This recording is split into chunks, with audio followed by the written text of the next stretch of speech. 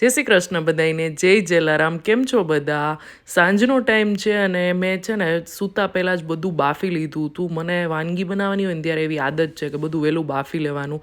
તમને પણ એ રીતની આદત હોય ને તો કમેન્ટ કરજો. તો જો અહીંયા ખજૂર આંબલીની ચટણી રેડી થઈ ગઈ છે. બટેટા બફાઈ ગયા ને તો એને મેશ કરી લીધા છે. એમાં નમક અને આદુ મરચાંની પેસ્ટ એકદમ વ્યવસ્થિત પ્રમાણમાં એડ કરવાની. આજે બનવાનું હતું છોલે પેટીસ, રગડા પેટીસ નહીં, છોલે પેટીસ, કંઈક અલગ ટ્રાય કરવું હતું. અને 1 ચમચાથી પણ થોડોક વધારે ચોખાનો લોટ લીધો છે બાઇન્ડિંગ માટે. તમે કોર્નફ્લોર, તપકીર કોઈ પણ વસ્તુ એડ કરી શકો છો. હવે વિડીયોમાં દેખાય છે એવી રીતે પેટીસ વાળીને આવી રીતે હાથેથી બધી સાઈડ ફેરવી લેવાની, એટલે એક પણ ભાગ આમ ખુલ્લો ન રહેવો જોઈએ.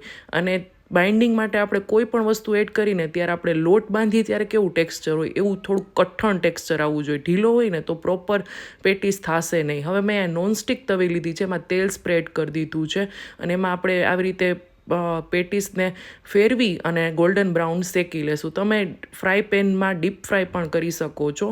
અને હવે એને થોડીક પ્રેશરથી પ્રેસ કરી અને થોડીક વાર રહેવા દેશું એટલે વધારે ક્રિસ્પી બનશે. બીજી વાર ફ્રાય કરશું ને એટલે.